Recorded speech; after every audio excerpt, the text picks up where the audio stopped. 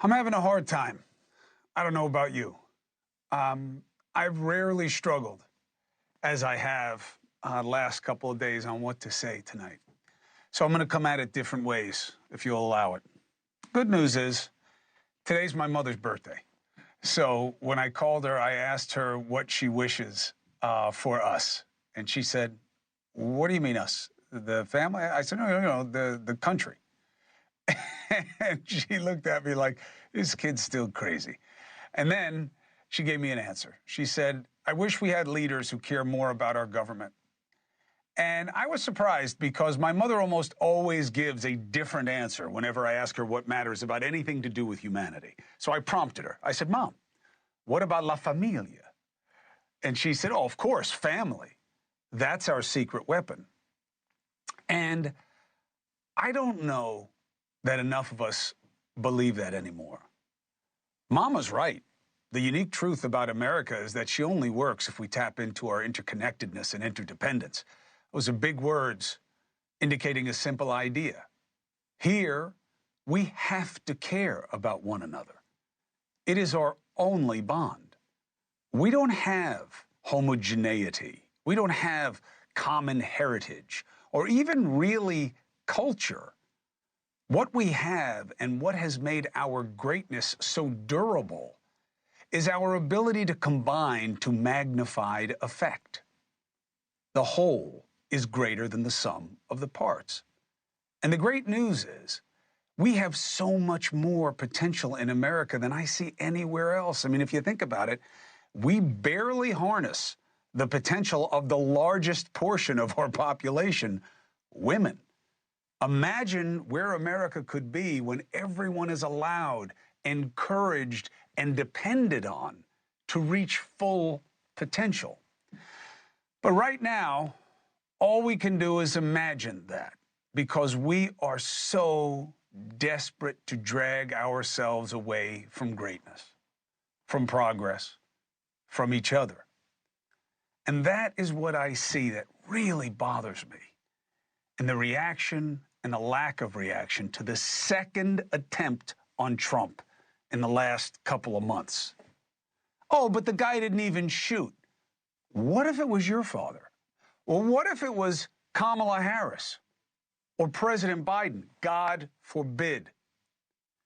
You think that it would be almost a shoulder shrug and more of talk about the Secret Service and allocation of funds than just how crazy it is that this is what's happening in our country? That reaction of, well, come on, don't make too much of it. He had an AK-47 pointed at him. The reaction is unacceptable. And it's the second time media and political players have gotten away with playing down what should be a cause for panic. Elon Musk, I'm a believer in this guy's potential, okay? Now, he hasn't learned that erasing a tweet doesn't make it go away. It only shows that he knows what he said was stupid. And that is what hinting about targeting Harris is. It's stupid. I know he's a genius. I don't care if he's autistic. What he said is stupid. And it's a nod to what gets too much energy from all of us. Elon Musk could be leading the way to a better dialogue in our society.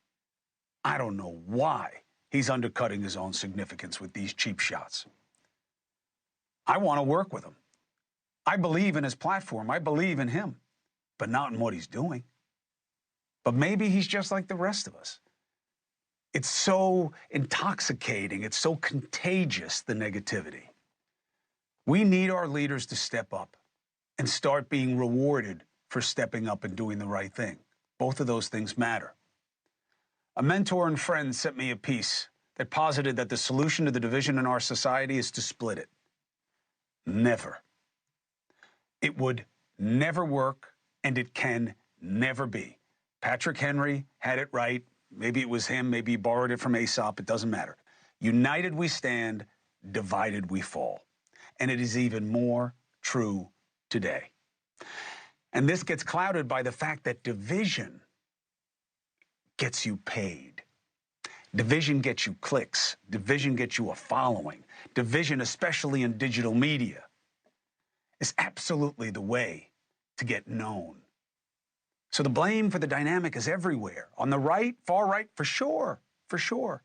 But just as troubling to me, and no, it is not false equivalency. My brothers and sisters, I got nobody to impress, okay? I'm not joining any team. I'm not looking for a following. I'm not looking for fans. I tell people to take a hike on a regular basis. I'm just telling you how I see it as somebody who has been studying us for a quarter century in this gig. It is just as troubling to me to hear about fake stories of eating cats and dogs as it is to hear fake concern by our sitting president and almost nothing from the Democrat who wants to lead us about what happened with Trump. We don't condone violence. Who says that? What does that even mean? You don't dismiss trivial pursuits of violence? Okay, who would? We need a lot more than that right now. We need reason to believe in who we are at our best, and we are starved of that. Instead, we're talking about the Secret Service, who by most accounts did an excellent job this time. And you should talk about how they're funded and why they're not giving them more security, better security.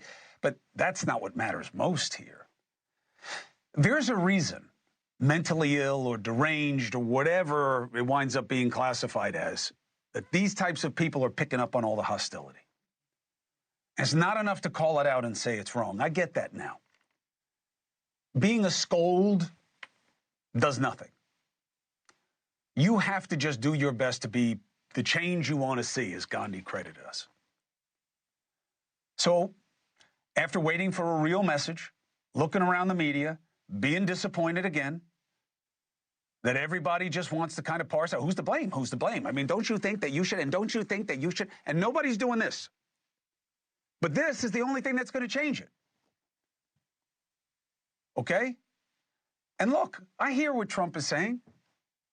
Trump blames the Democrats and their attacks on him as a threat to democracy for the violence directed toward him. He then says that they are the real threats to democracy. So if it's wrong that they're threatening him that way by calling him that, why would he call them that? We need better. And I keep seeing use of the word hate everywhere in our politics. Trump hates Taylor Swift. Democrats hate him, want him eliminated. So, here's what I did. I didn't know what to say. I kept going through drafts, and I just wasn't getting anywhere. It wasn't even landing right with me. So I called former President Trump. And I didn't ask him any questions. I didn't go after him about his role. I just wanted to know how his family's taking this. Because I grew up like that. I grew up worried about who was going to try to hurt my father. And I told you a story last week that I remember this day. I was 7, 8 years old, okay? And I remember him jumping off that stage in some ugly houndstooth blazer and running up the front of an auditorium because someone had thrown a pie at a coconut shell at Abe Beam, who was mayor, and Bella Abzug, who was running for mayor. She used to wear these big, beautiful hats. And my father's on the stage with them in this mayoral debate or discussion, whatever. He got killed. He lost so many elections before he won one. And the guy throws the thing, and my father jumps off the stage and goes running up, and throws him on the ground, holds him down. I was so scared. And you can think what you want about Trump. He does not have many more full-throated critics of what he says and does than me, okay? And yet I called him today because I am ashamed of how we are responding and not responding to the threats on him. And I feel for his family. And I know you can roll your eyes and say, oh, yeah, he asked for it. Listen, that's your choice, and I think it's a wrong choice, okay? We got to get out of the judgment business unless it's judging ourselves. And you got to start rewarding things that are better. And I got to tell you, I don't know how he stays in the race. I don't know how he got up after being shot in the head. And you people who try to mitigate that, you need to check yourself. he gets up, pumping his fist, stays in the race, barely even talks about it. Now, look, I do believe he has wasted opportunities, and he has another one now.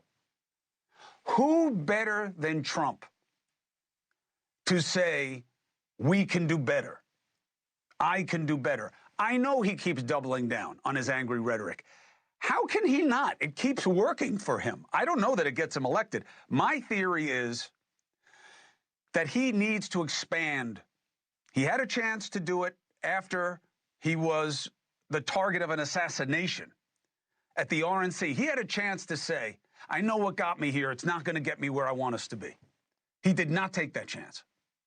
He now has another chance.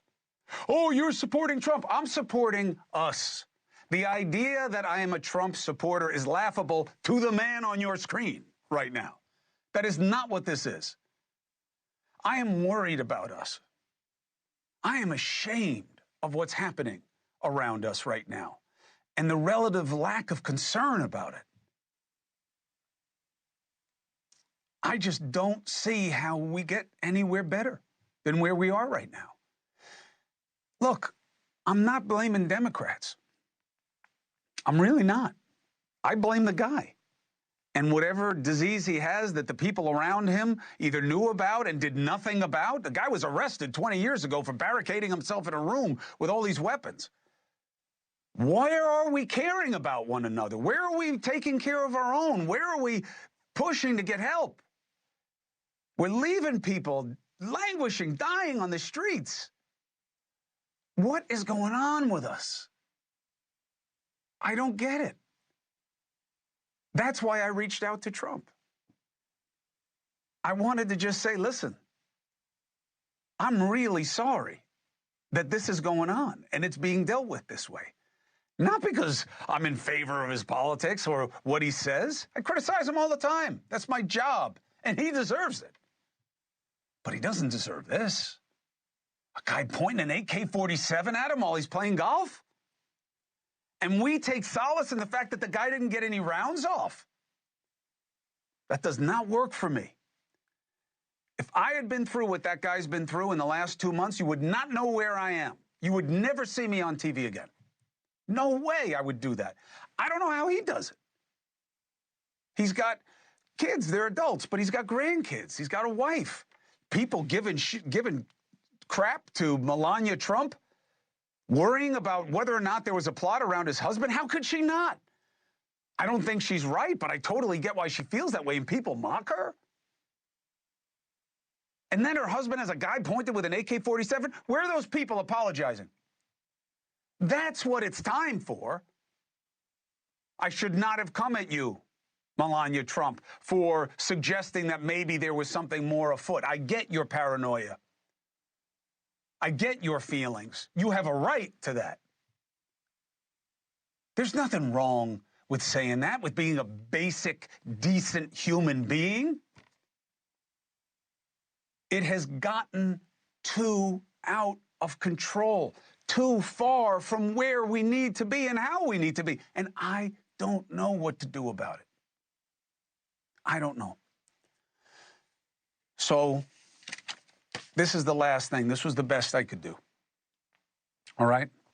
And of course, the prompter operator helped me out by, of course, scrolling past what I want for. Anyway, U2 has a song, Two Hearts Beat as One. It's from one of their earliest albums, War. Okay? I don't know what's got to be said. I don't know if it's black or white. There's some that see red. I don't get the answers right. I leave that to you. Is this love out of fashion, or is it the time of year? Are these words distraction to the words you want to hear? And U2 was singing about, troubled relationships in their lives, but also about the reunification of Germany. And when I did the research and I looked at the lyrics, it really hit me. We are playing a dangerous game with ourselves, and we're doing it for petty stakes. And this can be broken What we have can be broken. And no, not by Trump. He is not a despot in waiting. Okay? I don't buy it. And no, not by Harris. She is not a communist just because socialist isn't enough, so you had to ramp it up to Marxist to communist, but then you went back to communist because nobody knows what a Marxist is. It's because of what we're allowing ourselves to become en masse, and it will spread. I know that you don't feel connection to it in your life. I know. I know you shouldn't, because our communities are strong, our people are strong, we care about one another. But there is a top-down phenomenon, and it is corroding us. It shouldn't be that more Trump supporters were asking me yesterday whether or not I think he's going to win than what happened with this guy with the AK-47. We've got to care about one another, even if you don't like or agree or are actively opposed. Fine, do all of those things. But we cannot forget our human decency. You got to care when somebody tries to kill somebody. I've told you this before, and I've learned the lesson so many times myself around the world. Either you care when anyone is hurt, or you'll never really care about anyone being hurt. And that's where we are. You can oppose, you cannot vote, you can dislike everything about, you can condemn the words. But you got to remember our interconnectedness. You got to remember that if we're not like this in this country, and I'm not saying thick as thieves, I'm not saying you got to walk around hugging and kissing everybody. Keep asking me why I call everybody brother, because I'm trying to suggest that we matter to each other, even if we disagree. I think U2 has it right. It's not black and white. People are going to see things different ways. But you have to be pushing us towards a better place. That is all that matters. And every moment it doesn't happen, every moment of opportunity, like what we just had, there's an opportunity in somebody trying something as screwed up as what this guy tried with Trump.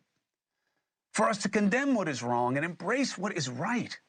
Where are our leaders? Where are the people who want to be at the head, showing what we are at our best? You tell me, because I do not have the answers, but I see the problem, and so should you.